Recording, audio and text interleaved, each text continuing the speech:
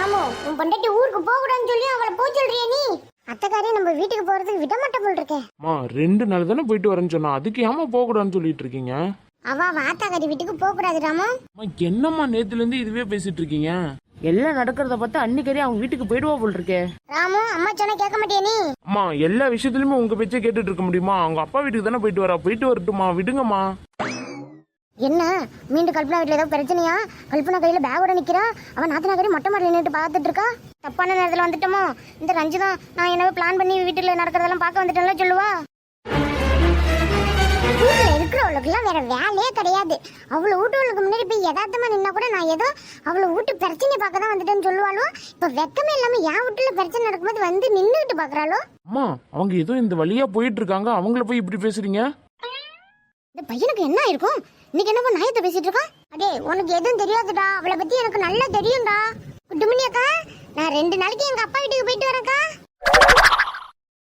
இவ ஒருத்தி ஊருக்கு போறது இப்பதான் சொல்லுவாளா? ரஞ்சிதா வர என்ன சொல்ல போறான்னு தெரியலையே. நம்ம வீட்டுக்கு முன்னாடி நின்னப்போ நம்ம என்ன திட்டி அவளை அனுப்பணும்? என்ன கல்பனா இப்படி பண்ற நீ? அக்கா நான் எங்க அப்பா வீட்டுக்கு போறேன்க்கா, அதான் உங்கள்கிட்ட சொன்னேன். நான் என்னக்கா தப்பு பண்ணேன்? நீ எந்த தப்பும் பண்ணல கல்பனா.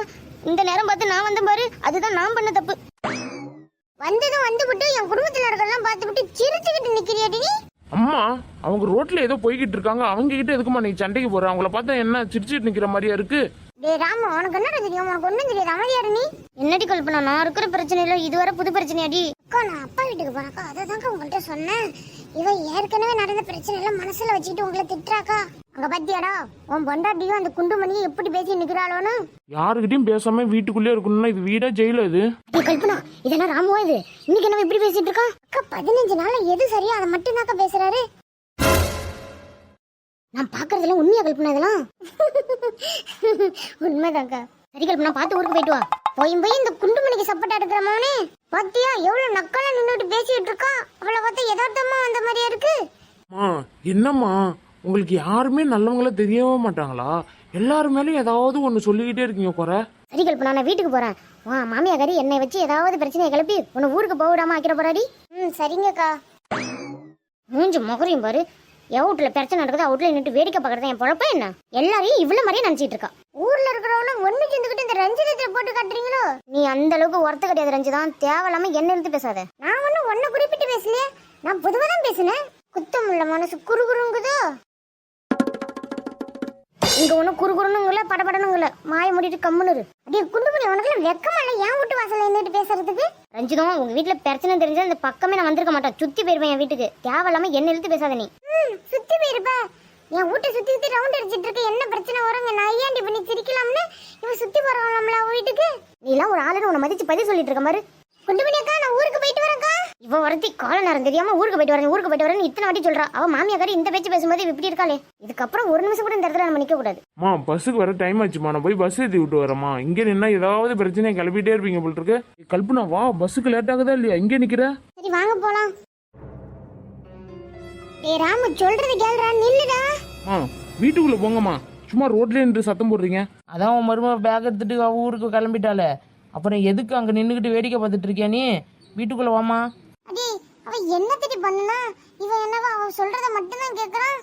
அம்மா அவன் பொண்டாட்டி தாசனாயி ரொம்ப நாள் ஆகுது, உனக்கு தான் அது தெரியல. கல்பனா அம்மா பேசுனது இன்னும் நினைச்சிட்டு இருக்கியாடி? அதெல்லாம் ஒண்ணு இல்லங்க, அவங்க எப்பவுமே இப்படி தானே பேசுவாங்க. நான் ஒன்னும் தப்பாலாம் நினைக்கல.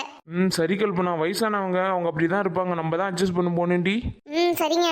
கல்பனா என்ன இவ்வளவு கூட்டமா பஸ் வந்துட்டு இருக்கு? இந்த பஸ்ல உன்னால ஏற முடியாதுடி. ஆமாங்க, இவ்வளவு கூட்டமா இருக்கு, இந்த பஸ்ல ஏற முடியாதுங்க. அடுத்த பஸ் வந்தா பாக்கும். சரி கல்பனா, அடுத்த பஸ் வர வரைக்கும் வெயிட் பண்ணும். கல்பனா இந்த பஸ்ல மட்டும் ஏறி போயிருந்த சட்டினியா இருப்ப. கல்பனா உங்க வீட்டுக்கு போனதும் ஃபோன் பண்ண மறந்துடாத. போனவனே கால் பண்ணு. சரிங்க. சரின்னுட்டு அங்க போயிட்டு உடனே என்ன மறந்துடாதடி. அதெல்லாம் மறக்க மாட்டேங்க, கரெக்டா கால் பண்ணிடுவேன். பாக்கும் போனவனே அப்பா அம்மாவை பார்த்தோன்னே என்ன மறக்க போற? சரி அப்படிலாம் மறக்க மாட்டேங்க. மறக்காம கால் பண்ண சந்தோஷம்தான். கல்பனா பஸ் வந்துச்சு. ஆமாங்க, இந்த பஸ்ல கூட்டம் அவ்வளவா இல்ல, நான் இந்த பஸ்ல ஏறி போயிடுறேங்க. சரி கல்பனா, பார்த்து போயிட்டு வரி. அத்தை மாமாவெல்லாம் கேட்டேன்னு சொல்லு. ஃபோன் பண்ணு, மறந்துடாத. சரிங்க, கண்டிப்பா கால் பண்றேன். கல்பனா வெயிட் பண்ணு, நான் வாட்டர் பாட்டிலும் பிஸ்கட் வாங்கிட்டு வரேன். அதெல்லாம் வேணாங்க, நான் வீட்ல இருந்து வரும்போது எல்லாத்தையும் எடுத்துட்டு வந்துட்டேன். சரிடி பின்ன, பார்த்து போ. சரிங்க. டைமுக்கு கரெக்டா சாப்பிடுங்க. சரி கல்பனா. 2 நாள் தான் போயிட்டு வந்துருவேன். ம் சரிடி. சரிங்க அதான் பஸ் வந்துச்சுல, நான் போய்க்கிறேன், நீங்க வீட்டுக்கு போங்க. ம் சரி கல்பனா. 4 வாரத்தை நல்லா பேச மாட்டாருன்னு எவ்வளவு ஏங்கிட்டு இருந்தோம். மனுஷன் இப்படி மாறி போயிட்டாரு. 2 நாள் ஊருக்கு போறோம், அந்த கேப்ல அவங்க அம்மாவும் அவங்க தங்கச்சியும் எதுவும் குழப்பாம இருந்தா சரிதான். 2 நாள் ஊருக்கு போறேன்னு சந்தோஷப்படுறதா, 2 நாள் கேப்ல ஆத்தாக்காரியும் நாத்தனாக்காரியும் ஏதாவது மனசுல குழப்பிடுவாங்களா? என்ன நடக்க போது தெரியல. 2 நாள் ஊருக்கு போயிட்டு வரோம், அப்புறம் தான் தெரியும் மனசு ரியாக்ஷன் எப்படி இருக்குன்னு. அம்மா கல்பனா, அப்பா எப்போம்மா வந்து ரொம்ப நேரம் ஆகுதா என்ன? இல்லப்பா இப்பதான் வந்தேன். ம் சரிம்மா, நான் கூட ஏதோ லேட்டாக வந்துட்டேன்னு நினச்சிக்கிட்டேன். அதெல்லாம் ஒண்ணும் இல்லப்பா, வாங்க வீட்டுக்கு போலாம். சரி வாமா. அப்பா நம்ம ஊருன்னா அப்படியே இருக்குப்பா. ஆமாம்மா, பையன் என்கிட்ட கொடுமா, நான் எடுத்துகிட்டு வரேன். பரவாயில்லப்பா, பேக்ல ஒன்றும் வெயிட்லாம் இல்லை, நானே எடுத்துட்டு வரேன். அம்மா கல்பனா. அண்ணே நல்லா இருக்கீங்களாண்ணே? நல்லா இருக்கம்மா, நீ எப்படி இருக்க? நல்லா இருக்கண்ணே. அண்ணி பசங்களாம் நல்லா இருக்காங்களாண்ணே? எல்லாரும் நல்லா இருக்காங்கம்மா. என்ன குணசேகரா, ஆளே பார்க்க முடியல?